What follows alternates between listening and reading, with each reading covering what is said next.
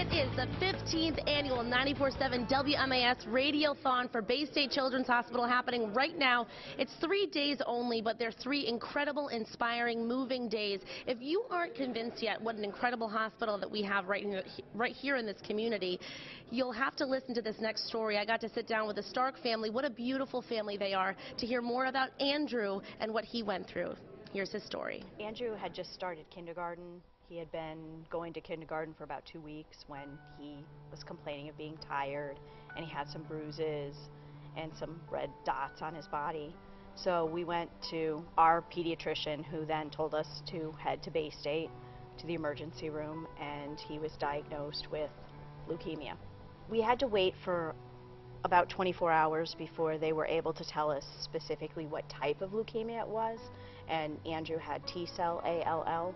They start giving him a chemo, and it was just, we're still shell-shocked that this is happening, and see him get intubated, and just to see your baby suddenly with all kinds of tubes and stuff going in and out of him. So we were at Bay State for a little over a month with the initial treatment plan, and then we were able to finally go home and come back to Bay State pretty frequently for constant testing. And a year into treatment, he relapsed.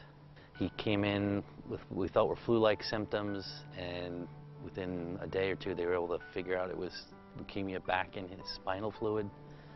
Within a couple of days from that, they detected it in his marrow, so a second relapse, and they immediately started treatment. I mean, they had plans in place quickly.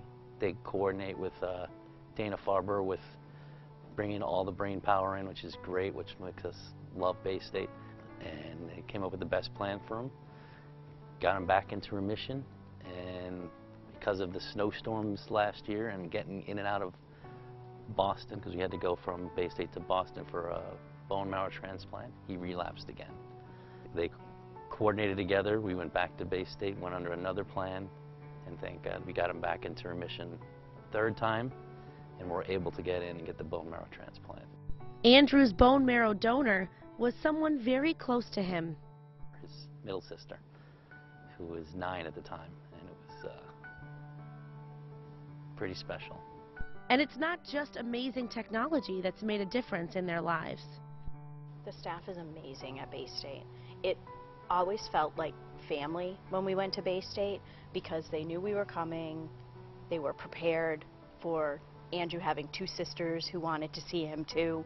So they always let the sisters come in and see him, even if kids weren't allowed on the floor. Sometimes they would make exceptions if Andrew had been in for a while so that he would be able to see them.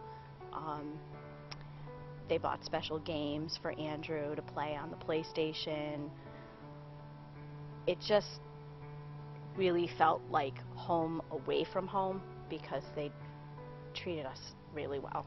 Andrew's doing great now. He just started school again. He went back on December 2nd, which is his 8th birthday. He's in 1st grade and he loves it, and he's continuing to be healthy, which is the best that we could hope for. March 20th will be his 1-year post bone marrow transplant, which is a big milestone for him, for us. It's also considered a 2nd birthday, so he gets to celebrate with his sisters a rebirthday. You know, so he'll get 2 every year from now forever. And from this beautiful, sweet 8-year-old boy, all he wants to say to everyone that's donating today is,